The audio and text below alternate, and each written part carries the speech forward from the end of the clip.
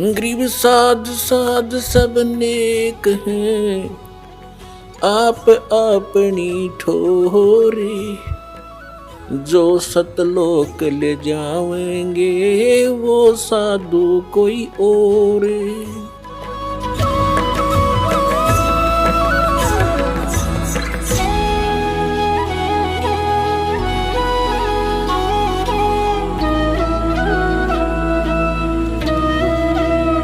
अब जैसे प्रसंग चला था, जैसे कान बंद करके धुन सुनते हैं, धुन कि हमें धुन सुनती है और न धुन। अब नाम तो तुम जाप क्या करते हो और धुन सुनने का दावा करते हो हमने सतलोक वाली सुनगी।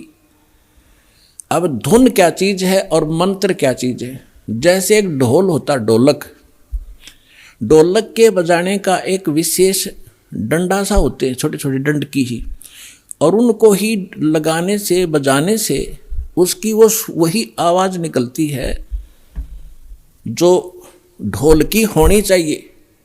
और उस ढोलक के उन विशेष डंडियों की बजाय अगर जूते निकाल के मारने लग जाओगे उनकी भी आवाज़ आवेगी, लेकिन वो विशेष डंडी वाली नहीं आवेगी। वो सुर में सुर नहीं मिला सकती उस बाजे उन औरों के साथ, तो वो व्यर्थ है, उसको भगा दिया जाएगा। क्या बकवास कर रहा है तू, तेरा सुर में सुर नहीं मिल रहा। तो जो ये नाम जाप करते हैं काल के, धुन सुनते हैं इसमें, तो वो ढोल का जूते वाली आवाज़ सुन रही है, उनको वो आवाज़ भी ना सुने जो वास्तविक सुननी चाहिए।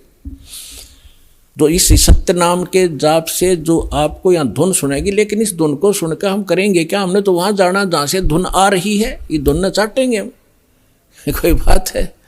हम तो वहाँ जाएंगे जहाँ से धुन यहाँ आ रही है, वहाँ पहुँचेंगे तब जाकर बात बनेगी। अब जैसे ये संसारिक लोग ढोल ढाल बजाते हैं, कब? जब विवाह होता है। अब हम गांव के बाहर बैठ कर ढोल सुने जाकर, ढोल सुने भाई, तो क्या वहाँ लड्डू जलेबी मिल जाएंगी? लड्डू जलेबी तो वहाँ मिलेगी जहाँ वो ढोल बज रहा है, वहाँ जाना पड़ेगा। तो इस प्रकार हमने सतलोक जाना पड़ेगा, वहाँ सब सुख प्राप्त होंगे। इस धुन से कोई लाभ नहीं, बजो सुनो ना सुनो। आपको जो मंत्र दे दिया इसे अपने आप वो बज रही है, अपने आप सुर खुलते चले जाएंगे। इसमें असंख्य धुनें हो रही हैं शरीर के अंदर, वो धुन न्यारी है इनसे। कोई है रे परले पार का, जो भेद कहे झनकार का। गरीबदास जी कह रहे हैं कोई है उस परले पार का, यहाँ मुझे बताओ, और वो धुन का भेद बताओ जो धुन वहाँ है परले पार यानी सतलोक में। ये नकली धुनें हैं, यहाँ पर जो तुम सुन रहे हो ये धुन वो नहीं है। गरीबदास जी क्या कहते हैं? कोई है रे परले पार का, जो भेद कहे झनकार का। कोई है रे परले पार का, परले पार यानी सतलोक में कोई गया हुआ वापस आया हुआ हो तो बताओ मुझे। ये खुद होकर आए थे, उस धुन को सुन कर आए थे, आंखों से कानों से देख सुन कर आए थे। कोई है रे परले पार का, जो भेद कहे झनकार का। झन मानुष झनकार मानुष धुन का। वारही गोरख वारही दत्त, वारही धरु प्रहलाद अर्थ। ये तुम्हारे गोरख भी इधर ही, वारवन उर्ली साइड।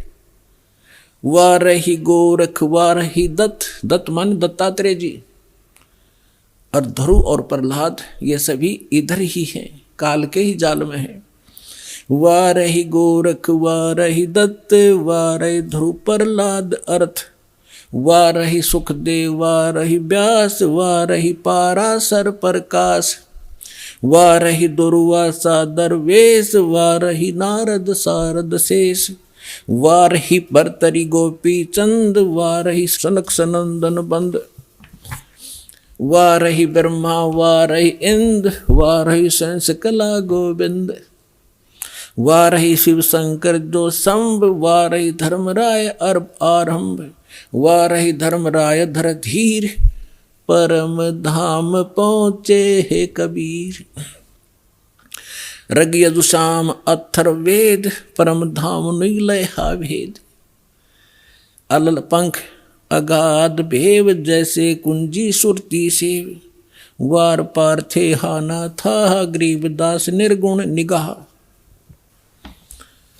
अब क्या बताते हैं आदरणीय गरीबदास साहिब जी, परमात्मा से परिचित होकर सतलोक में वो धुन सुनकर वापस आए तो वो कह रहे हैं, कोई है रे परले पार का जो भेद कह उस दनकार का, वार ही गोरख, वार ही माने उरले तरफ, वार ही गोरख, वार ही दत्तात्रेय और वार ही ध्रुव प्रहलाद, वार ही सुखदेव, वार ही व्यास और वार ही पाराशर प्रकाश। पाराशर प्रकाश माने जो पाराशर जी ने एक पुराण लिखी है उसको पाराशर का ज्ञान बताते। यानी इन पुराणों के और वेदों के सबके राइटर हैं कौन? व्यास जी। और ये ज्ञान व्यास जी का अपने सत्र का वो तो पुराणों में है। वेद ज्ञान और गीता ज्ञान जो है ये वेद व्यास के सत्र का नहीं है।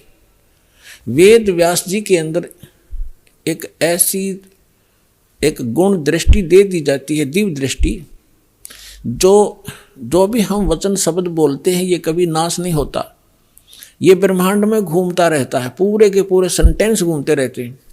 अब भाषाएं बदलती रहती हैं जिस कारण से वो आज ऋषि नहीं समझ पाते। तो परमात्मा एक ऐसा गुण देता है अपने ज्ञान को लिपिबद्ध कराने के लिए जो वेद व्यास में दिया था, और उन्होंने वेदों को जो भी जैसा था एज इट इज लिख दिया, उसमें अपना कुछ भी नहीं मिलाया। फिर उससे हट करके पुराण भी उन्होंने जिसने जैसा बोला था, गीता ज्ञान जो श्री कृष्ण के अंदर से काल जो बोल रहा था उसको व्यास जी नहीं पहचान सके। श्री कृष्ण में जो काल बोल रहा था, श्री कृष्ण के शरीर का प्रयोग करके जो वार्ता अर्जुन और उस श्री कृष्ण के मुख से बोल रहे उस ज्ञान की हुई थी, वह जो भी थी एज इट इज लिख दी उसने। जो संजय ने बोला, धृतराष्ट्र ने बोला, फलाने ने बोला, वो सारा कुछ लिख दिया। इसमें इसका अपना कोई रोल नहीं। और इसका रोल होता फिर ये इसमें देवी पुराण के अंदर प्रथम स्कंद में कि हे भगवान, ब्रह्मा उस नारद जी से पूछ रहा है कि सृष्टि किसने रची, कैसे रची। नारद जी बता रहे मैंने अपने पिता से सुनी नो। था उनको ज्ञान होता है व्यास जी को, तो वो अपने ही तरफ से लिखता और अपना ही ज्ञान बताता।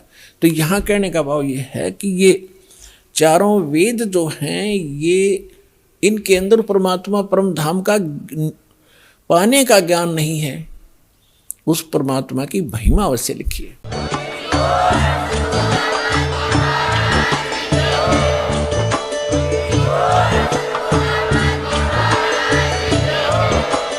आप सुन रहे थे जगत गुरु तत्वदर्शी संत रामपाल जी महाराज जी के मंगल प्रवचन। अधिक जानकारी के लिए विजिट कीजिए हमारी वेबसाइट www.jagatgururampalji.org। संत रामपाल जी महाराज जी के शुभ आशीर्वाद से पूरे विश्व भर में 500 से भी ज्यादा नाम दीक्षा केंद्र हैं, जिन पर संत रामपाल जी महाराज जी द्वारा ऑनलाइन निशुल्क नाम दीक्षा दी जा रही है। अपने नजदीकी नाम दीक्षा केंद्र का पता करने के लिए संपर्क करें 8222880541।